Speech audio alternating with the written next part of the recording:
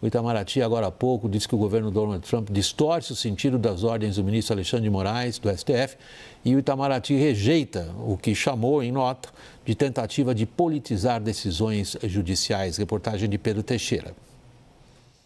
O comunicado afirma que o governo brasileiro foi pego de surpresa pela nota do Departamento de Estado americano a respeito da ação judicial movida por empresas privadas daquele país para eximirem-se do cumprimento de decisões da Suprema Corte brasileira.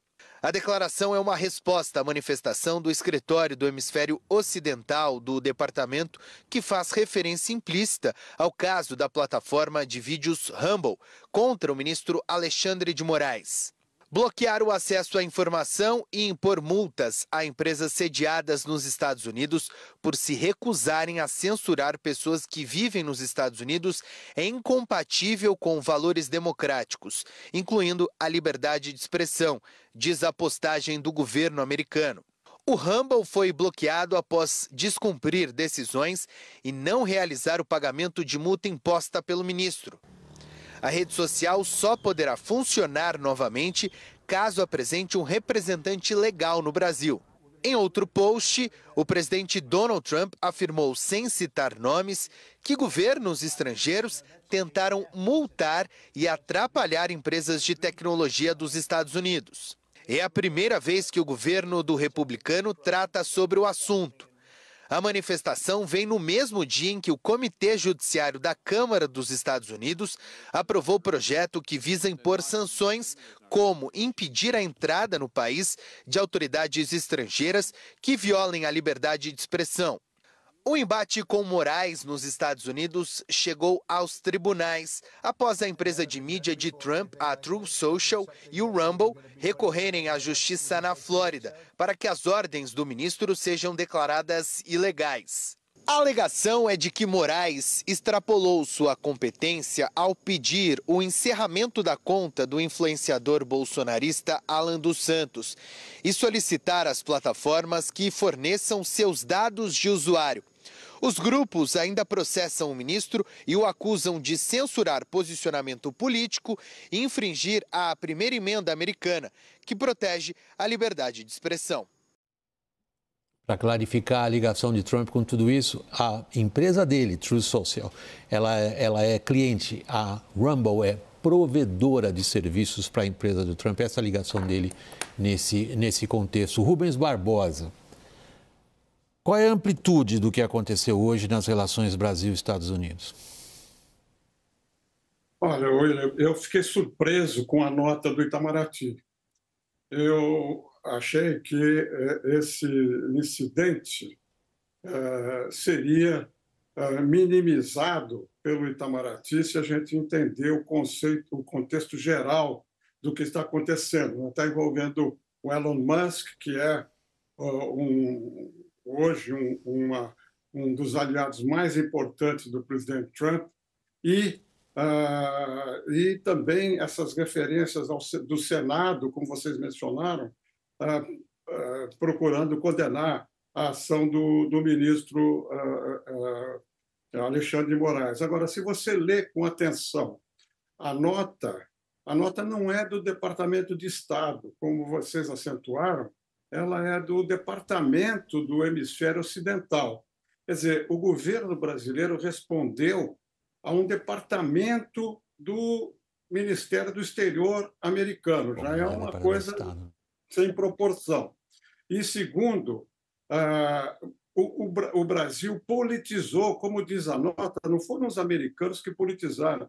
Na minha visão, quem está politizando o assunto foi o governo brasileiro. E eu tenho quase certeza que essa nota não foi redigida no Itamaraty. O Itamaraty jamais faria uma nota desse tipo, porque o Itamaraty explicita o que a nota do Departamento do Hemisfério Ocidental não explicitou. Se você lê as duas notas, a nota do Departamento do Hemisfério Ocidental e a nota do Itamaraty, você vai ver que nós politizamos o assunto. Eles fizeram uma declaração geral, é verdade que falando, inclusive, o Brasil, mas não entraram no mérito da questão.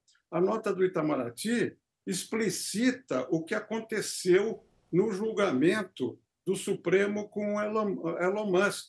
Então, por isso que eu digo, essa nota não foi redigida pelo Itamaraty, e como você mencionou no começo, esse é só o começo do que vem aí pela frente, porque o lobby contra o governo brasileiro, feito pelo grupo do Bolsonaro nos Estados Unidos, está causando efeito. Já veio aí aquela comissão da OEA, né, da Comissão de Direitos Humanos, que vai produzir um relatório muito negativo para o Brasil. Agora você tem esse incidente, porque uma nota que poderia ter sido ignorada, porque não é do oficial do governo, do Departamento de Estado, é de um departamento do Ministério do Exterior, ela foi amplificada com esses detalhes todos. Então, houve pressão sobre o Itamaraty, vocês devem ter informação de vários grupos aí, porque o Itamaraty jamais escreveria essa nota. Rubens, só para ficar claro para a audiência, seja quem for que redigiu essa nota, ela saiu pelo Itamaraty. E o departamento do Hemisfério Ocidental, dentro da estrutura de governo americano, a gente acaba tratando como um governo americano. O que você está ressaltando para nós é que não importa quais sejam os bastidores, é sobre isso que nós vamos falar agora com nossos analistas, nós estamos numa relação que institucionalizou, Lorival. Eu acho que a parte técnica, né, que o Rubens está ressaltando é de que se era para responder, teria de ser um nível abaixo, né, teria de ser o departamento correspondente. Que nós temos também. Que é a mesa de Estados Unidos, né, o departamento lá para a América do Norte e tal. E de fato, de novo, se era para responder, a linguagem poderia ter sido muito mais genérica. Mas, de fato, quando você toma a decisão, o governo brasileiro toma a decisão de responder, já tomou a decisão política de ir para o detalhe, de realmente se contrapor, de apontar o dedo, falar, vocês estão nos acusando, então já defender o STF e tal, e fazer o serviço completo, né? Então, acho que realmente houve uma amplificação. Por outro lado, eu entendo o contexto político dos dois lados, né? Assim, acho que aqui no Brasil há uma sensação de que as big techs estão tentando passar por cima da soberania nacional, né, da justiça. Acho que é verdade o que diz a nota brasileira de que no Estado de Direito a justiça é independente do executivo e, portanto, da política externa, né? Portanto, em princípio, não caberia a um órgão do Departamento de Estado americano comentar decisões da justiça brasileira, que é sobre empresas americanas, né? Então, tem todas essas nuances aí, e há uma discordância fundamental, né? Assim, e aí eu vou falar de maneira geral, assim, entre o governo americano e o governo brasileiro atuais, né, sobre o que é liberdade de expressão, né? E acho que esse choque aí vai continuar acontecendo, porque figuras centrais no governo americano estão envolvidas nesse debate, com o Elon Musk sendo o dono do X e o Trump sendo o dono do Truth Social, né? E além disso também tendo essa postura ideológica, estando nessa cruzada de desejo de poder dizer o que quiser e também de defender a lei do mais forte, né? E com relação ao Brasil também, o fato de isso ser uma grande disputa interna, né, política, entre os dois principais grupos políticos. São vários assuntos, eu vou separar eles um pouquinho. Tá bom. Valeria a pena a gente colocar o J.D. Vance nessa história também, principalmente o que ele disse aos europeus em relação a esse campo da liberdade de expressão. Caio, de onde partiu a ideia dessa nota específica do Itamaraty? Bom, do que eu conversei e apurei, é uma nota a 4 mãos, vamos dizer assim, chanceler Mauro Vieira com o Celso Amorim. Começou a ser redigida no Itamaraty, foi para o Palácio do Planalto para a assessoria internacional da presidência, voltou para o Itamaraty e depois ela acabou sendo chancelada pelo presidente Lula. O que me disseram também é que em nenhum momento se cogitou não responder. Tem uma leitura de que foi o Departamento de Estado, que era uma nota que precisava ser respondida para traçar uma linha no chão, né, em relação até onde o governo dos Estados Unidos pode ir nessas declarações e nesses posicionamentos. Tanto Itamaraty como o Palácio do Planalto, pelo que me relataram, entenderam que se trata de uma questão de soberania nacional e que, na nota, buscou-se deixar claro isso, de que se houver novamente algo nessa linha, e pelo relato que me fizeram, consideraram a nota dos Estados Unidos absurda, fake news, mentirosa, distorcendo uma realidade em relação ao sistema jurídico e policial e político brasileiro. E disseram que, até cheguei a escrever algo nessa linha, que daqui em diante vai ser bateu, levou. Se tiver novamente algo nesse mesmo tom, nesta mesma ordem, vindas da Casa Branca ou de algum departamento diretamente ligado à Casa Branca, vai ter uma resposta nessa linha. Houve alguma manifestação de bastidor de ministros do STF, Daniel? Houve sim, William. A informação que nós temos, é verdade tudo que o Caio nos relatou, mas o governo brasileiro mordeu uma isca ali jogada pelos Estados Unidos. As movimentações que foram feitas até agora do Partido Republicano, do trumpismo, foram sempre dirigidas de forma elogiosa ao bolsonarismo e à própria família Bolsonaro, como o aceno de Trump e Eduardo no fim de semana, ou contra o judiciário brasileiro, mas nunca houve um ataque ao Lula.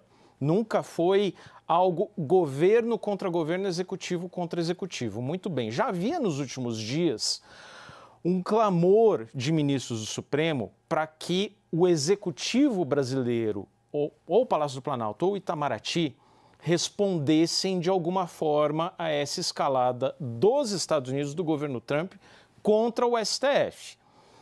E hoje essa nota, antes da divulgação, ministros do Supremo foram consultados pelo Itamaraty, o que não é uma prática normal. O embaixador Rubens Barbosa sabe muito bem disso. O Supremo foi consultado. Com isso, inaugura-se, a meu ver, uma nova fase em que o governo americano e o governo brasileiro passam oficialmente a se estranhar. Porque se a gente for pegar ali logo depois da posse do Trump, o recado de Lula era o seguinte, que nós vamos ter uma relação pragmática, que as ofensas não partirão daqui. E olha, as ofensas não partiram de Trump. O Lula foi quem, no fim de semana, chamou Trump de xerife do mundo, coisa assim. Ele não foi eleito para ser o dono do mundo. Então, é o governo brasileiro quem, por meio das declarações do Lula e agora por meio de uma nota do Itamaraty, que se passa por ventríloco do Supremo, é quem passa a abrir um novo flanco, um princípio de crise diplomática com o governo americano. Rubens, para usar a expressão do Daniel, o governo brasileiro mordeu uma isca? Foi isso que eu tentei dizer antes, né? Eu acho exatamente isso. Eu acho que a gente caiu numa armadilha. E essa posição nossa é que politiza o assunto. E, como eu mencionei, a gente não pode analisar essa questão sem ver o contexto. Quer dizer, você tem hoje uma deficiência de canais de comunicação do governo brasileiro com o governo Trump. E, de outro lado, você tem a oposição ao governo Lula, através dos bolsonaristas, ativíssimo em Washington. E nós já conversamos isso aqui no seu programa. Eu achei que isso ia acontecer através do Marco Rubio. E foi exatamente o que aconteceu. Quer dizer, eles fizeram se você lê isentamente as notas, a nota do Departamento do Hemisfério Ocidental americano, ela tem 4, 5 linhas e ela não entra em detalhe nenhum, ela fala em princípios e cita, como eu mencionei, isso vale para todo mundo, inclusive para o Brasil. E nós mordemos a isca e respondemos com todos os detalhes, entendeu? Que estão sendo julgados pela comissão uma das comissões do Congresso americano nesses detalhes. E a gente, então, politizou o assunto. Eu concordo com o que o Daniel mencionou. Eu acho que isso vai criar um problema seríssimo, como você mencionou no começo do programa, é apenas o começo do que nós vamos ver. E eu acho que a gente não pode deixar de lembrar, eu acho que a gente já conversou sobre isso também, Você lembra o caso de um escritório de advocacia de Londres que julgou os casos de desastre ecológico em Sobradinho e Mariana, condenando o governo brasileiro a pagar indenizações e arranjaram 600 e tantas mil assinaturas. Isso era um processo na Corte de Londres, privado, entre um escritório de advocacia londrino e empresas brasileiras, para o governo brasileiro pagar a indenização. O governo brasileiro não se pronunciou sobre isso. É exatamente o mesmo caso que nós estamos vendo lá. Era um caso de uma empresa americana processando um ministro do Supremo. E nós agora entramos, o governo brasileiro, ao contrário do que fez no caso de Londres, resolveu entrar a fundo e abrindo uma questão política, não é uma questão técnica, não é uma tarifa, né? É uma questão política que, na minha visão, vai ter desdobramentos importantes no futuro. Eu acho que o governo, mais na frente, vai lamentar muito essa nota. Rubens, deixa eu ir para um ponto que é central agora, nesse momento da conversa, eu pedi sua licença também, Lorival e Thaís, porque foi ao que você se dedicou hoje, um bom dia nas suas apurações, Caio. O que a oposição brasileira está conseguindo em Washington? Bom, na prática, William, tem quase que uma bancada, não vou chamar uma bancada bolsonarista, mas já tem uma meia dúzia, 8, 10 ali parlamentares nos Estados Unidos, para além do executivo, né, agora com o governo Trump, operando e atuando nessa questão. Você tem basicamente 3 frentes. Uma foi hoje, né, que foi o avanço de uma lei no que seria a nossa CCJ lá, né, uma comissão importante na Câmara. Mas tem outros 2 processos judiciais e administrativos que eles já foram acionados, que na prática é impor sanções aos juízes brasileiros. Isso está já sendo feito, né? Tem uma lei que é muito importante lá, que está sendo reivindicada, e ela foi aplicada pelo Trump contra o presidente do TSE da Nicarágua, né? E essa lei, ela prevê, por exemplo, congelamento de ativos, restrições de visto e viagem e restrições a empresas ligadas a ele. Chama Lei Magnitsky, né? Que é um programa de sanções, né? que tem direitos humanos. Por direitos humanos nesse caso. Então você tem várias frentes, eles estão muito organizados lá. Hoje ou ontem, alguns desses parlamentares já manifestando interesse em vir para o Brasil, para se reunir, inclusive, com ministros do Supremo Tribunal Federal, com o Judiciário Brasileiro, tal qual a comissão da OEA fez. Então tem várias frentes sendo feitas, mas pelo que eu senti, o que estão mirando era punir Alexandre de Moraes, tal qual já foi punido o José Rivas Reyes, que foi o presidente do TSE da Nicarágua com base nessa lei.